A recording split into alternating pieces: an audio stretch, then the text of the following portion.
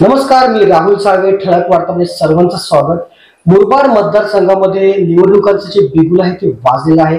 काही दिवसांतच मुरबाड मतदारसंघामध्ये निवडणुका होणार आहेत. एका बाजूने बलाढ्य असे उमेदवार आपल्याला पाहायला मिळतात. महायुतीचे उमेदवार असणार आहेत किसन कथोरे, तर दुसऱ्या बाजूने महाविकास आघाडीचे सुभाष पवार देखील असणार आहेत. दोघांमध्ये दुहेरी फाईट कशा प्रकारची होणार आहे हे थोड्या दिवसात आपल्याला कळलं. त्या अंतर्गत आपण आज मुरबाडमध्ये आलो आहोत. मुरबाडचा सर्वांगीण विकास झालाय की नाही या प्रश्नावर अनेक आपण चर्चा करणार आहोत. आज आपल्यासोबत प्रभाग क्रमांक 15च्या नगरसेविका मधुराताई आपल्यासोबत जोडले गेले आहेत. ताई नमस्कार. ठळक वार्तामध्ये काय सांगाल तुम्ही, मुरबाडचा सर्वांगीण विकास झालाय का? नमस्कार, मी मधुरा सासे, मुरबाडची ग्रामस्थ या ठिकाणी बोलते आहे. तर खरं तर मुरबाडचा विकास हा चांगल्या प्रकारे झालेला आहे. कथोरे साहेब आल्यानंतर मुरबाडमध्ये अनेक अशी विकासाची कामं झाली, सुंदर अशी विकासाची कामं झाली. त्याच्यामध्ये मुरबाडचं एक बदलतं स्वरूप सर्व नागरिकांना पाहायला मिळालेलं आहे. सुरुवातीचा मुरबाड आणि त्यानंतरचा मुरबाड. तर जे काही नागरिकांना ज्या काही सोयी आहेत, सुविधा आहेत, त्या प्राथमिक सुविधेपासून साहेबांनी प्रत्येक नागरिकाला देण्याचं काम केलं गेलेलं आहे. तर याच्यामध्ये अनेक विकास कामं झालेली आहेत. त्याच्यामध्ये महिलांच्या पाण्याचा प्रश्न, त्याच्यानंतर जे काही रस्ते आहेत, नागरिकांना रस्त्याची सुविधा चांगल्या प्रकारची असली पाहिजे, तसेच अंडरग्राउंड गटार्स, लाईटची व्यवस्था, अशा विविध प्रकारची विकास कामं या ठिकाणी पाहायला मिळतात. एकंदरीत पाहिलं तर मुरबाड मतदारसंघामध्ये महिला वर्ग हा खूप मोठ्या प्रमाणात आहे. महिलांचे अनेक असे प्रश्न असतात. तर मुरबाड मतदारसंघातील एकंदरीत महिलांच्या प्रश्नांना साहेबांनी कुठे हात घातलाय का? हा, तर महिलांच्या बाबतीत जर बोलायचं झालं तर साहेबांनी, म्हणजे साहेब ज्या वेळेला आमदार झाल्यानंतर साहेबांना एक गोष्ट लक्षात आली की महिलांच्या बाबतीमध्ये एक गोष्ट लक्षात आली की ज्या वेळेला गरोदरपणामध्ये ज्या वेळेला त्यांचं बाळंत व्हायच्या, त्यावेळेला त्यांच्यापैकी एखादी माता किंवा तिचं जे मूल आहे त्या दोघांपैकी एकच कोणीतरी वाचायचं.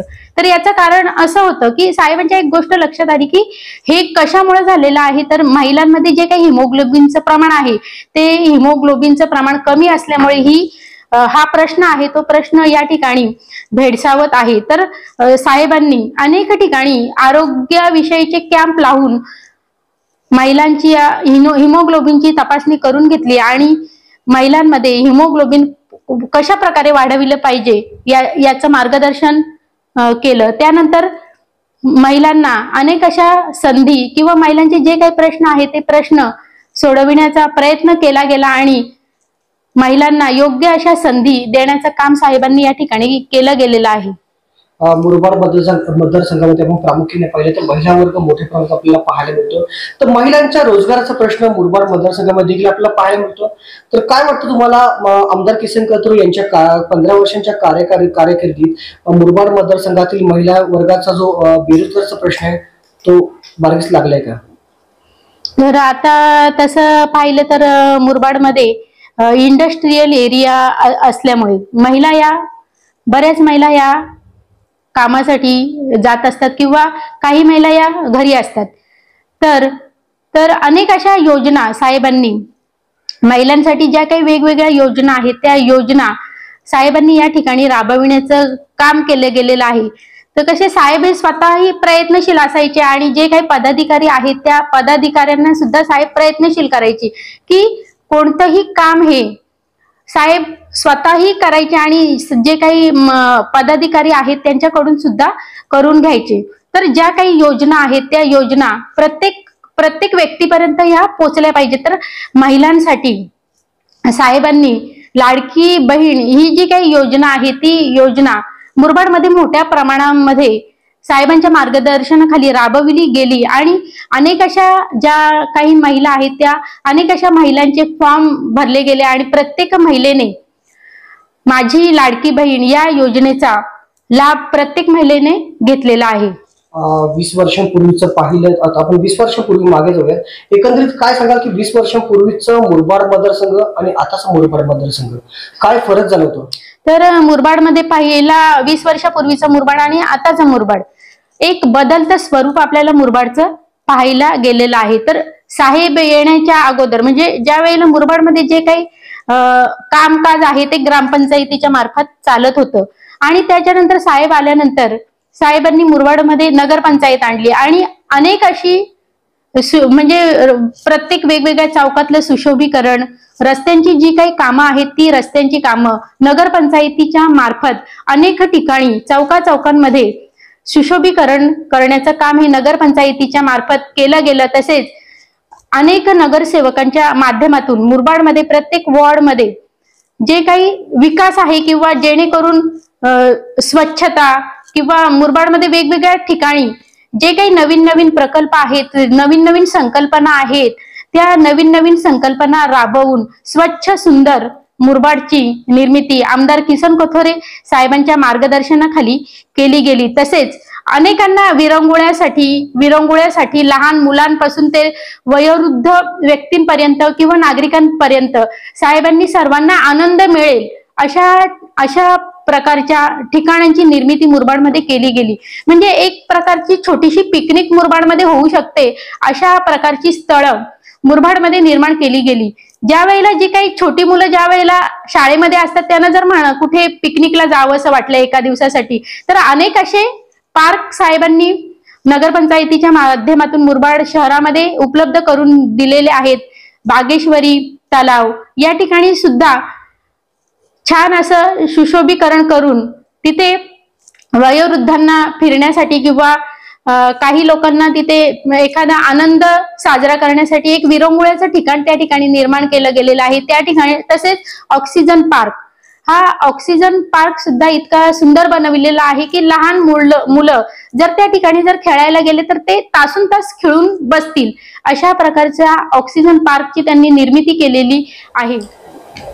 तर कसं आता साहेब आल्यानंतर अनेक विकासाची कामं मुरबाडमध्ये आपल्याला पाहायला मिळाली. एक बदलतं स्वरूप मुरबाडचं पाहायला मिळतंय आपल्याला. म्हणजे कसं जसं बदलापूरचा सुद्धा विकास केला गेला त्याचप्रमाणे मुरबाडचा सुद्धा विकास झाला पाहिजे ही साहेबांची संकल्पना. साहेबांनी कधीही स्वतःचा विचार केला नाही. ते प्रत्येक वेळेला की जो सर्वसामान्य नागरिक आहे त्याची संकल्पना काय आहे आणि ती संकल्पना कशा रीतीने ती त्याची पूर्ण केली गेली पाहिजे ह्या गोष्टीवर साहेबांचं जास्त भर असायचं. म्हणजे नागरिकांचा जेणेकरून कोणत्या गोष्टी आहेत आणि त्या कोणत्या गोष्टी आपण पुरविल्या गेल्या पाहिजेत याकडे साहेबांचा कल असायचं.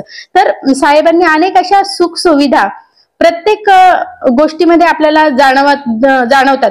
जसं आपण मुरबाडमध्ये एंट्री केल्यानंतर अनेक अशा कमान्या किंवा जे काही दुकानं आहेत ती सुद्धा सुसज्ज आणि व्यवस्थित रस्त्याच्या बाजूने व्यवस्थित आणि ज्या काही स्ट्रीट लाईट्स आहेत त्या स्ट्रीट लाईट्सची सुविधा सुद्धा सर्व बाजारपेठेमध्ये आहे.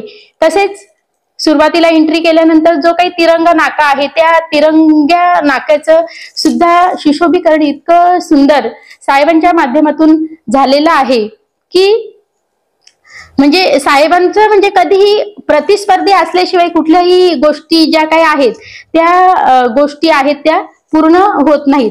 म्हणजे एखादी जर समजा प्रतिस्पर्धी असल्याशिवाय एखादी ज्या काही उणिवा आहेत त्या उणिवा लक्षात येतात आणि साहेब कधीही साहेबांची जी काही लढा आहे तो लढा त्यांचा स्वतःशी आहेत आणि असे हे कथोरे साहेब स्वतःशी लढणारे कथोरे साहेब हे सर्वोच्च पदावर पोहोचल्याशिवाय राहणार नाही ही अपेक्षा मी व्यक्त करते. आमदार किसन कथोरे नेहमी आपल्या भाषणात बोलत असतात की विजेचा लपंडाव आपण कायमचा दूर करूया. मुरबाड मतदारसंघामध्ये टाटा वीज प्रकल्प आपण आणणार आहोत. तर एकंदरीत मुरबाड मतदारसंघामध्ये टाटा वीज प्रकल्प आणल्यानंतर एकंदरीत मुरबाड मतदारसंघातील नागरिकांना कशा प्रकारचा फायदा होणार? तर आता साहेबांची नेहमीच अशी भूमिका असते की सर्वसामान्य व्यक्ती हा कुठल्याही गोष्टीपासून कुठल्याही योजनेपासून हा वंचित नाही राहिला पाहिजे. तर अशी ही साहेबांची भूमिका असते.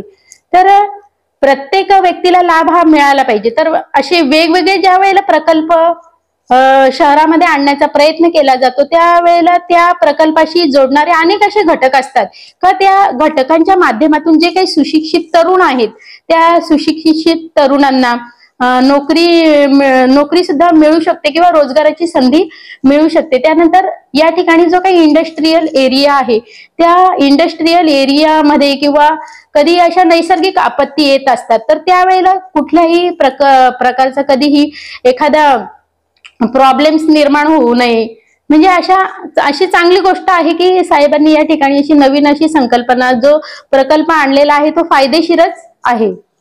तर ह्या होत्या मधुरा सासे, मुरबाड ग्रामस्थ तसेच नगरसेविका वॉर्ड क्रमांक 15च्या.